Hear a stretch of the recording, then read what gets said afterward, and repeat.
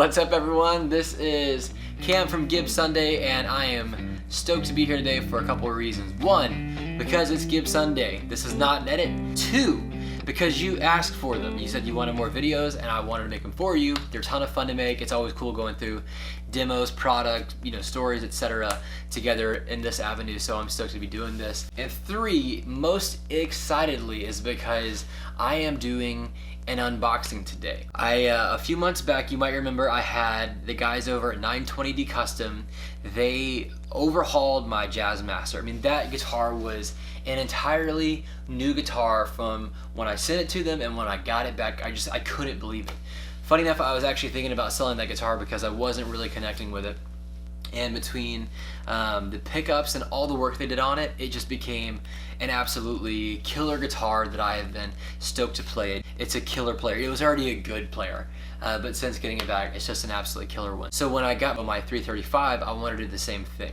I wanted to totally overhaul the guitar and see how much we could just make it as custom as possible to make it mine. This video is that unboxing of what I'm expecting to be their incredible work. I've only seen one sneak preview, and it's a looker for sure. So I'm stoked to, I'm super pumped to unpack it, go through it together with you, and just get a feel for all the different things that they were able to do to it and make it an even better guitar out of the box. So let's unpack it, let's see what it looks like, let's see what it feels like, and let's go from there.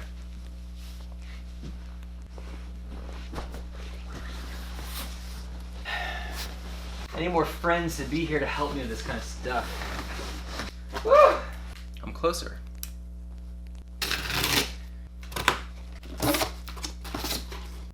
This is how you know this is a true unboxing, because it's honestly just too much work to unbox it. To unbox it, repackage it, and then unbox it again. If I had already done this once, I would have made this so much simpler. Alright, got a bag of goodies. No idea what's inside of that. Another bag of goodies. A third bag of goodies. I hope they're filled with cash.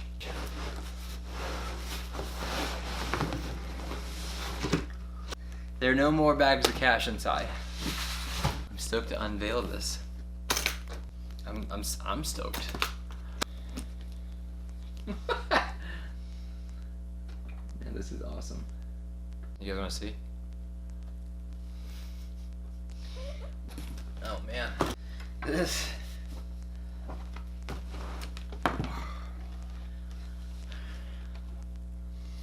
There it is.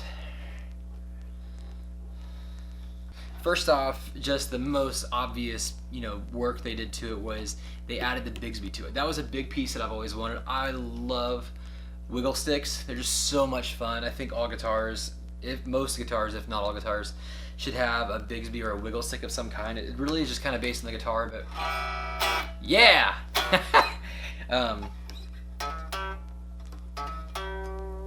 This is a 1988 Gibson 335. It was all original, but I wanted to do a ton of work on it for a couple different reasons that I'll get into. But one of the things that I wanted was the Bigsby. Now, with the Bigsby, I really wanted to add it to it, but I didn't want to drill into the guitar. That seems obvious, but not maybe to everyone.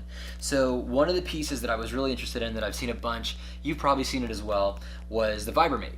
Now, Vibramate is this rad company that gives you the ability to add a Bigsby to your guitar without drilling holes in it. That's huge. I mean, every time that we see a Bigsby removed, there's a lot of work that has to go into covering up the work that was done, and I didn't want that. I really didn't want to add the big nickels inside. So where the old bridge post used to sit for the wraparound, that's right here where these, you can see the big screws that go in there. So that right there, like usually you see guys do like a custom made sticker. That's pretty common. That was actually what you see coming out of the factory, was a custom made sticker. Or some guys will put like nickels in there, which is, I think, is a really cool one. Or if they convert from a righty to a lefty, you'll see here there are 4 nickels that sit in that place. And I just didn't really want to commit to a Bigsby that much. Already this particular 335 is really heavy, so adding this much more metal to it was kind of nerve-wracking. So I didn't want to get stuck going, well, this is my new 15-pound guitar.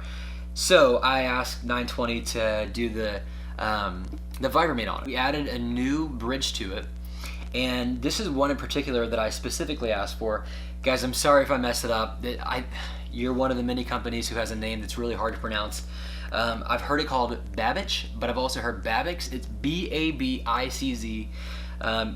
What this is specifically is it's a bridge that it removes any unwanted space or unintentional space between the string and the bridge to make it an even better playing machine.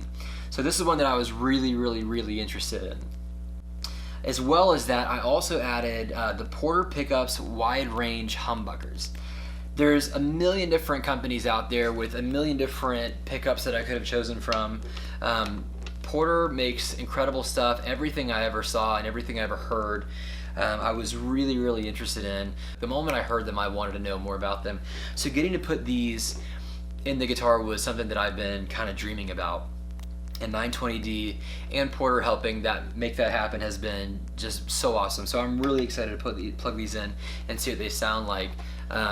As you can see, they have the offset magnets, which is really cool. So 3 on top, 3 on bottom, and like it's wide range. So the idea being it's going to cover the entire tonal palette. We also added locking tuners that are the same style as before. I wasn't so much a fan of these prior. I've never really quite gotten it till 920 put it on my Jazzmaster, and then changing the strings is just so much easier, so much faster, so much more accurate. I totally get it now. If you don't have them, go get some. It's a great addition to your guitar. I would totally recommend them. I wanted this one to customize it. You know, we all talk about naming our guitars. Everyone names their guitars. I really wanted to name this one and dedicate it to Gibsunday. There's the Gibsunday truss rod cover. As you can see, it says Gibsunday right on there. This one is Gibsunday. You guys, anyone that follows me knows I just rave about 335s and how much I love them. And this one I'm really excited about because this one is very specific to my playing style. Let me just say, I'm not a crazy player, I know that. So I asked for a very specific wiring. One of the things that they did was, that 920 does so well, is they do all new wiring harnesses, so pots, caps, everything. If you're thinking, I really love everything, but what's a simple way to upgrade my entire guitar without changing much on it?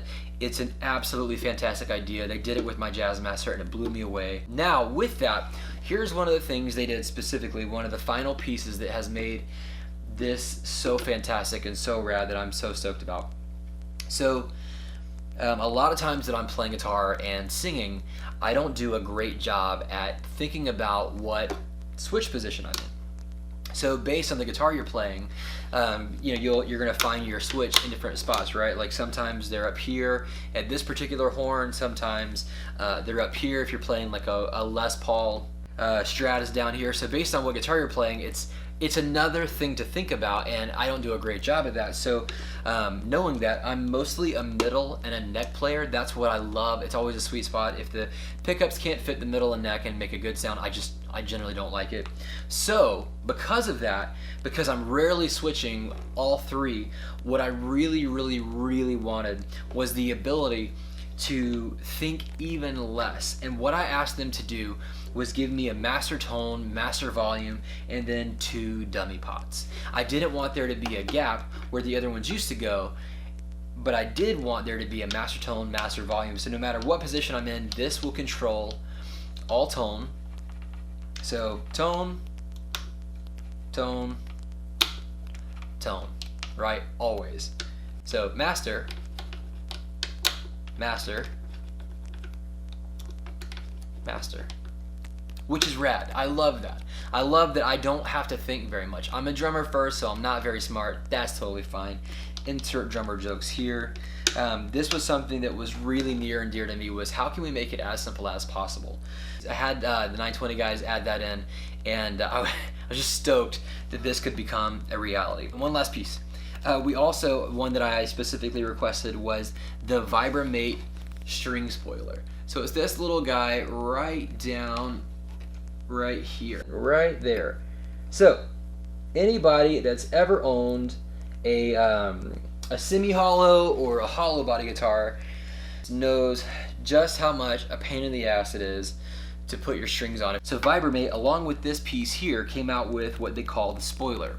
And the spoiler allows you to just run under the tension bar, over the top, plug in running the top, and it makes your string setup really, really easy. This again was really crucial because this is my main guitar, this is the one I'm always playing, this is the one I always want to use, and I didn't want to have to do any more work. And if I could add something simple and extra to it that was going to make my job easier, I'm going to. So one of the pieces that I wanted to address in this video was why I modded it. Maybe you don't care, that's fine, fast forward, whatever. But I wanted to talk about it because I had some qualms with sending my guitar off when it's an 88 to have a bunch of mods done to it. I used to work at Guitar Center, and when I did, I told everybody, never mod your guitar, it always hurts the resale value, it's a bad thing, don't do it. I no longer would hold to that stance. And there's a couple of reasons why, but some specific ones that I'd really like to focus on. One, it's my guitar. And the more mods that I do to it to make it my guitar, the more I'm going to play it. I don't want to sell it, and hopefully push never comes to shove, and I'll never have to sell it. But if it does, I've got the original parts that 920 packaged up for me and sent back to me so that I could change it if I wanted to change it and put it back into its original state. That said, I don't plan to. In doing all this stuff to it, it only makes it more unique to me. So I'm a huge fan of keeping all original stuff all original. This is my 67 330 in walnut. As you can see, this thing is such a babe. It's such a pretty guitar. Every time anyone sees it, especially, I mean obviously in person, but especially in person, they just go nuts over it. It's a gorgeous guitar. I've not changed a thing on it. I love this thing. It's a total beauty. So I'm not this guy who's like, change everything because you make it yours. No, don't do that. I think that's silly.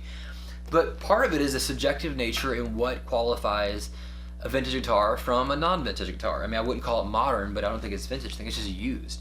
So maybe I don't want to believe it's vintage because I'm also born in 88 and 31 is now vintage. That's crazy, but maybe it's not. In my opinion, I think once you hit the 70s and older, that's when you're dealing with vintage. So that's why I'm not, again, another reason why I'm not so quick to stop or keep from modding it. I want to mod it. I want to make it mine. All of these things make it now even more mine than before. And I love that. So, tell me what you think. Comment down below. Is 88 vintage? Is it used, new, modern? What do you think of it? Do you think all these mods make it better, worse, more awesome, less awesome, more good, more bad good? More bad? What do you think?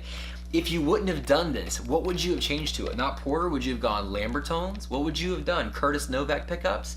Not Babbage, would you have gone Schaller? Like what would your, tell me, I really do want to hear. I think it'd be rad to see what changes you might have made to it. Would you have gone with a cream pick guard? Huh? Is that something? I would never do that. Check out 920D. We're finally gonna plug this monster in and hear what it sounds like.